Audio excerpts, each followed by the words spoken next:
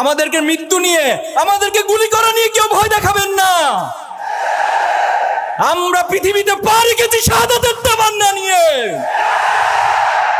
এই পৃথিবীতে ইনসাফ কায়েম হয়েছে শাহাদাতের উপর দিয়ে, রক্তের উপর দিয়ে। আগামী দিনে বাংলাদেশেও শাহাদাতের উপর দিয়ে ইনসাফ কায়েম হবে। ডিপ স্টেট এবং কোন কায়েমবাদী স্বার্থের মধ্য দিয়ে বাংলাদেশে কেউ ক্ষমতায় যাবে, এটাই প্রজন্ম সহ্য করবে না।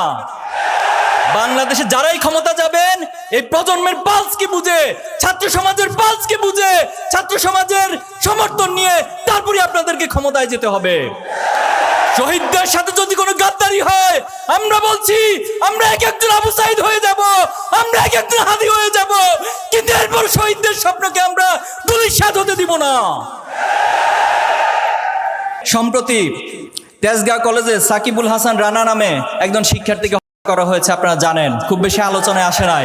কাদের হাতে করা হয়েছে সেটাই জাতি জানে, কিন্তু দুর্ভাগ্য হচ্ছে মিডিয়াগুলো, প্রশাসন এই সাকিবুল হাসান রানার হত্যাকাণ্ডকে গোপন করেছে। সাবধান হয়ে যান, আপনাদের উদ্দেশ্যে বলবো, সাবধান হয়ে যান, ভালো হয়ে যান। এই রাষ্ট্রের যে আকাঙ্ক্ষা, সে আকাঙ্ক্ষিত রাষ্ট্রকে বাস্তবায়ন করুন, তাহলে আমরা আপনাদেরকে সহযোগিতা করব।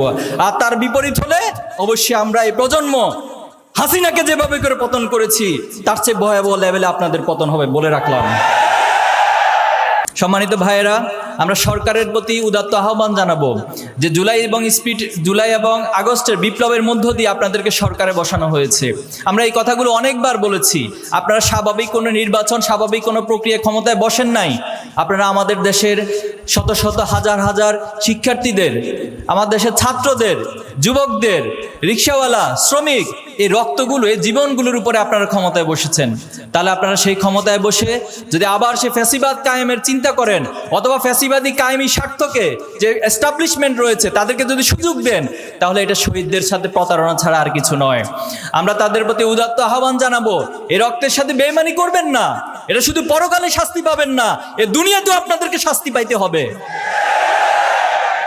আজকে কতটা দুঃখের সাথে, কষ্টের সাথে আমাদেরকে দেখতে হচ্ছে, বলতে হচ্ছে, আমরা সময়ের মধ্যে অতিবাহিত করতে হচ্ছে। আমাদের জুলাই আন্দোলনের অন্যতম সহযোদ্ধা শহীদ শরীফ ওসমান বিন হাদিকে নির্মমভাবে হত্যা করা হয়েছে। এটা কিভাবে সম্ভব? এবং হত্যা করার পর আমরা জেনেছি ওনাকে গুলি করা হয়েছে 2টায়, অথচ বাংলাদেশের যে সীমান্তগুলো রয়েছে সেখানে নিউজ গিয়েছে সন্ধ্যা 7টার পর যে আপনারা পাড়ি বসান, চেকপোস্ট বসান। এ কেমন আচরণ করেছেন আপনি? তারা কিভাবে করে বাংলাদেশের বর্ডার পার হয়? তাহলে বাংলাদেশের বর্ডার পার হয়ে যে রাষ্ট্রে যাচ্ছে তাদেরকে কারা আশ্রয় দিচ্ছে? আজকে এই প্রশ্নগুলোর উত্তর অবশ্যই এই জাতিকে, এই প্রজন্মকে খুঁজে বের করতে হবে। আমরা কোনো ডিপ স্টেট এবং কোন কায়েমবাদী স্বার্থের মধ্য দিয়ে বাংলাদেশে কেউ ক্ষমতায় যাবে, এটাই প্রজন্ম সহ্য করবে না। বাংলাদেশে যারাই ক্ষমতা যাবেন, এই প্রজন্মের পালসকে বুঝে, ছাত্র সমাজের পালসকে বুঝে, ছাত্র সমাজের সমর্থন নিয়ে তারপরে আপনাদেরকে ক্ষমতায় যেতে হবে। শহীদদের সাথে যদি কোনো গাদ্দারি হয়, আমরা বলছি আমরা এক একজন আবু সাইদ হয়ে যাব, আমরা এক একজন হাদি হয়ে যাব, কিন্তু এরপর শহীদদের স্বপ্নকে আমরা ধূলিসাৎ হতে দিব না। আমরা স্পষ্ট ভাষায় বলবো, অতি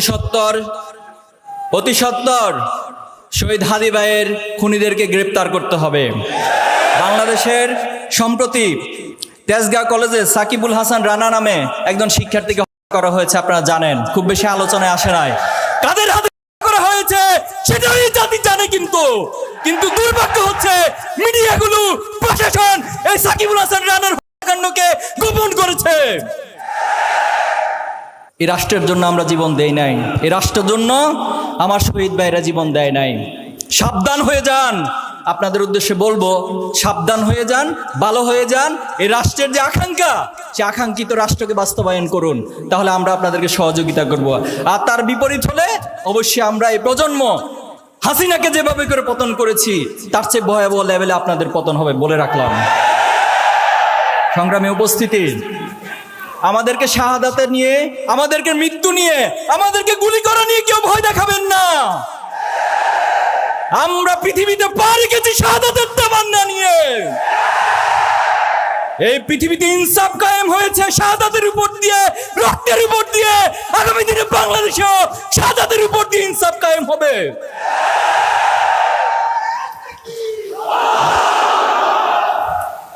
এই জমিনের প্রতি ইঞ্চি মাটি আমাদের শহীদের রক্তে কেনা। সংগ্রামী ভাইয়েরা, আজকে আমি স্লোগান দিতে চাই, আপনারা স্লোগান দিবেন আমার সাথে।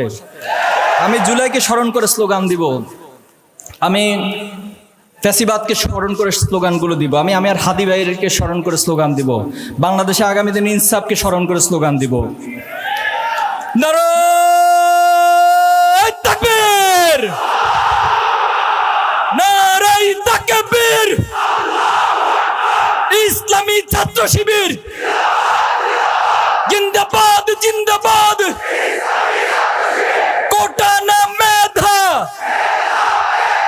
কোটা না মেধা, দিল্লি না ঢাকা,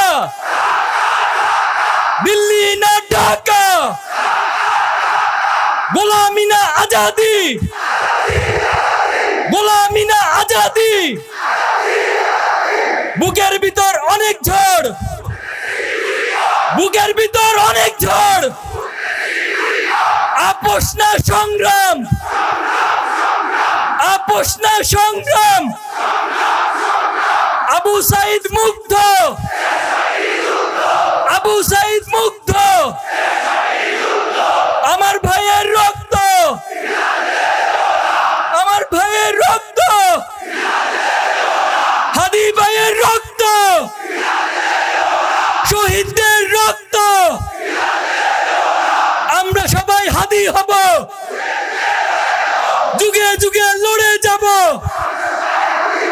আমরা সবাই হাদি হব। We want justice, we want justice। সংগ্রামী ভাইয়েরা, আমরা এই জমিনে ইনকিলাব বাস্তবায়ন করে ছাড়বো ইনশাআল্লাহ। প্রিয় ভাইয়েরা, এ জমিনে ইনসাফ কায়েম হবে, ইনকিলাব কায়েম হবে। কিন্তু আমি ব্যক্তি যদি কোনো কারণে আল্লাহর কাছে প্রশ্নবিদ্ধ হয়ে যাই, যদি কাল কিয়ামতের মাঠে আল্লাহ তাআলা আমাকে কোনো প্রশ্ন করে বসেন, তাহলে আমার জন্য ইনকিলাব ব্যক্তির জন্য কোনো কাজে আসবে না। আল্লাহ রাসূল সাল্লাল্লাহু আলাইহি ওয়াসাল্লাম একদিন সবাইকে প্রশ্ন করেছেন, এই দুনিয়ার সাথে আমার কি সম্পর্ক? তখন আল্লাহ সাল্লাম নিজেই সেটার উত্তর দিয়েছেন একটা উপমার মধ্য দিয়ে। তিনি বলেছেন যে কোনো একজন পথিক যখন অনেক দূরবর্তী পথে যাত্রা করে, পথিমধ্যে তিনি একটি বৃক্ষ দেখতে পেল এবং সেই বৃক্ষের নিচে সামান্য কিছু সময় বিশ্রামের প্রয়োজন হলো, এবং বিশ্রাম করে তিনি আবার তার নির্দিষ্ট গন্তব্যের দিকে হেঁটে যান। রাসূল সাল্লাল্লাহু আলাইহি ওয়াসাল্লাম বলেছেন, এই দুনিয়ার সাথে আমার সম্পর্ক হচ্ছে সে পথিকের অতি সামান্য কিছু সময় বৃক্ষের নিকট বিশ্রাম নেওয়ার মতো। আল্লাহ তাআলার কাছে দুনিয়ার মূল্য একটি মশার ডানার চেয়ে তুচ্ছ হিসেবে বিবেচিত হয়। আল্লাহ সাল্লাল্লাহু হাদিসে বলেছেন যে কোনো একজন ব্যক্তি যদি সমুদ্রের মধ্যে তার আঙ্গুলকে চুবিয়ে দেয়, চুবানোর পর যখন সে আঙ্গুল উত্তোলন করে, আঙ্গুলের মাথায় যে সামান্য পানি থাকে, আখিরাতের তুলনায় দুনিয়াটা হচ্ছে ততটাই নগণ্য। সংগ্রামী ভাইয়েরা আমার, আমরা আমাদের এই সকল প্রচেষ্টার মধ্য দিয়ে আল্লাহর কাছে একটা জিনিসই চাই, আল্লাহ যেন আমাদেরকে জান্নাতে শামিল করে নেন। আল্লাহ যেন আমাদের সকল কর্ম প্রচেষ্টাগুলোকে তার সন্তুষ্টির মাধ্যম হিসেবে কবুল করে নেন। বিগত সময় ইসলামী ছাত্র শিবির যে পথ মাড়ি দিয়ে এসেছে, 2025-এ যতটুকু অর্জন হয়েছে, আগামী বছর আপনাদের সকলের প্রচেষ্টার মধ্য দিয়ে আল্লাহ তাআলা আমাদেরকে আরো অনেক অনেক বেশি অর্জনের সম্মুখীন করবে ইনশাআল্লাহ। আল্লাহ আমাদেরকে আরো অনেক অনেক অর্জনের দিকে, সফলতার দিকে ধাবিত করবেন ইনশাআল্লাহ। নাসরুম মিনাল্লাহি ওয়া ফাতহুন করিব। সর্বশেষ আল্লাহ তাআলার কাছে একটাই ফরিয়াদ, আমাদের সব কিছুর বিনিময়ে আমাদের রব যেন আমাদের উপর সন্তুষ্ট হয়ে যায়। আমার রব যখন বলবে রাদিয়াল্লাহু আনহু ওয়া রাদু আনহুম, তখন আমার বান্দা হিসেবে, গোলাম হিসেবে আমার আর চাওয়া পাওয়ার কোনো কিছুই থাকবে না। আল্লাহ আমাদেরকে তার সন্তুষ্টির চিত্ত বান্দাদের কাতারে শামিল করে নিন। আল্লাহ তাআলা আমাদের সবাইকে তার জান্নাতে একসাথে করে শামিল করে নিন। আপনাদের সবাইকে অনেক অনেক ধন্যবাদ।